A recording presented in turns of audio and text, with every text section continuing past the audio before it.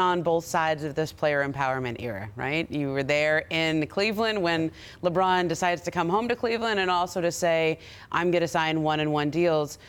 Because, one, it gives him leverage, but two, he also made over the course of his 4 years there, probably, an extra $20 million by doing those types of deals. And then in New Orleans, you're on the other side where Anthony Davis says, I would like to be traded. I'm not going to re-sign here.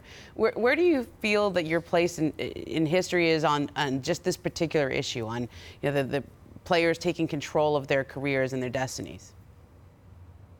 Yeah, I don't know anything about my place in history relative to that, Ramona, but I look at it having been in that circumstance, and this is a totally different era. I think to a huge degree the signature shoe situation has changed a lot of what happens, the mathematics behind what happens. Players have the bandwidth now financially to take a year-to-year chance and to continue to hold organizations accountable for growing and building a winner. And I think you're seeing that more and more because they have the ability to do that. The money is tremendous now in the game. The money's tremendous off the court. And so because of that, it affords players a different sort of leverage than they had before. And I think the whole league is dealing with that. It has nothing to do with David Griffin and my particular place in history. I've dealt with it just as other people have dealt with it. And frankly, if I had dealt with it as well as Sam Presti has, I probably wouldn't be sitting here right now. Griff, you thought that the story was going to be mostly about the Pelicans and where you guys are headed. And obviously after everything you've discussed here and in that story, how will things be different this time around for you in New Orleans? Well, I would have told you that from a media perspective, I would be more well-positioned to deal with the noise, right? I would have told you that I would have learned how to deal with this.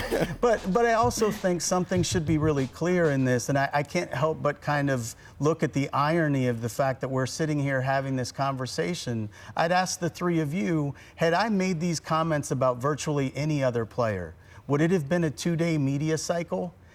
I think you're talking about a guy who by himself is sensationalized for the sake of ratings and for clickbait, and I think that happens with him all of the time. So, yeah, to the point that was made earlier, should I have learned the lesson and not put myself in that position? Absolutely. But nothing could crystallize this more clearly, the point I was trying to make, and obviously did it poorly, that we're having this dialogue now. Griff, you said it. I also said in the SI article that you think your team can be the fastest-paced team in the history of the game. You and Alvin were around one of the fastest-paced teams in the history of the game with the Phoenix Suns. How does this Pelicans team compare to those 7 seconds or less Suns? Well, I think stylistically we're going to be different because if you look at that 7 seconds or less team, the way we played actually would have been towards the bottom of pace the last couple years. So teams in general are playing faster. I think what this team has a huge advantage with is we've got a level of length and athleticism that really lends itself to playing incredibly fast because we should be able to defend at that pace. And the article did capture some of that. But we're really excited about the youth, the athleticism and length we have, and all of the playmaking we have that should enable us to play again at a pace that makes sense for our talent, and the fit of those pieces could potentially be very good.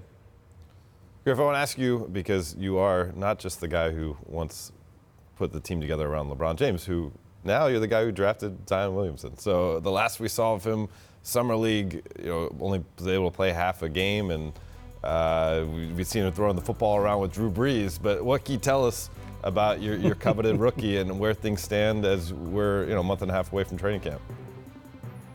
Well, he has an absolute cannon of an arm, which you should have seen. Can throw it 65 yards on a spiral.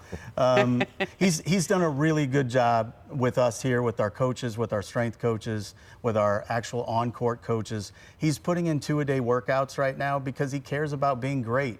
He's really driven to be as good as he can possibly be, and that's fantastic. And again, the piece touches on the fact that we went really long on the human element of this draft.